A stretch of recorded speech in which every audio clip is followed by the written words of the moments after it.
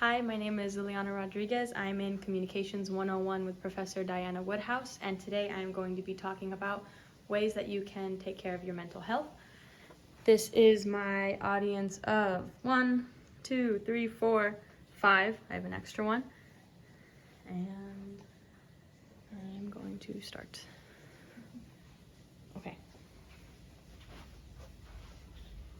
All right. So I want you guys to recall a time that you were really stressed about something. For a lot of you, that could have been earlier today, that could have been yesterday, could have been fairly recently, because a lot of people are dealing with stressful situations all the time. Now think about what you were feeling and how you dealt with those situations. Whether you realize it or not, you have a coping skill. You have something that you use to help you get over that or deal with that. In a Johns Hopkins medicine study, they said that 26% of US citizens have mental health disorders. That means 1 in 4. So out of the 4 of you, 1 of you most likely has some sort of mental health disorder.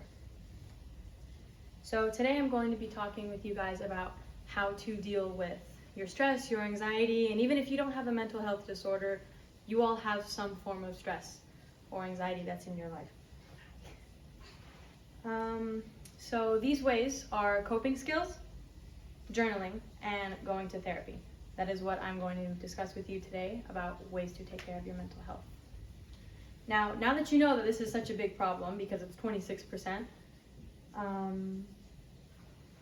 you understand why this problem needs to be resolved. So, 1, you are interacting with people all the time, and whether you realize it or not, your mental state is a key factor in how you interact with those people. For example, your spouse could come home from work, had a really hard day. Hey, can you do the dishes for me? They most likely are going to get upset, and you're not really going to understand why.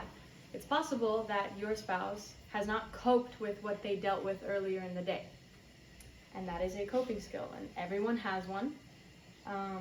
Some people might drink alcohol to deal with their problems, and that's an example of an unhealthy coping skill. Now, some people might paint a picture, and that's a healthier coping skill. So, a Kentucky Counseling Center article breaks down coping skills into 4 categories.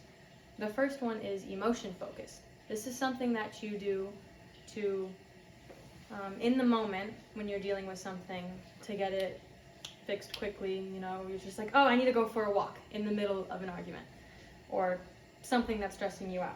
That's emotion focused. Then you have problem focused.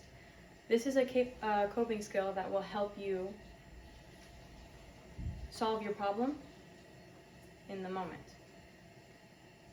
The third one is unhealthy coping skills, and again, this is drinking alcohol, gambling, self-harm can be another one, and the last one is proactive coping skills. Now, these are coping skills to ensure that problems in the future get solved quickly.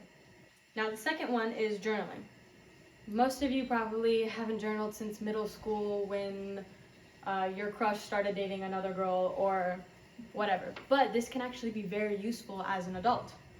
So journaling can help you to visualize your problems and find solutions to solve them. Haley Fallon, in a New York Times article, says that journaling can help communication skills, boost your immune system, and help your overall sleep quality and your just general mood.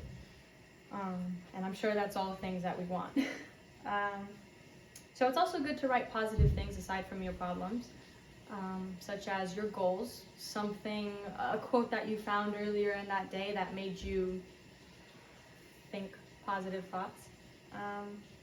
And this is just an overall healthy skill to develop if you want to deal with your anxiety and your stress. And lastly, therapy is another way to deal with your problems and to help your mental state. Everyone has hardships, we all go through it, and a lot of people who are depressed feel like they don't have someone to talk to, and therapy helps that. So Jill Seti says that a therapist's job is to help you answer your own questions.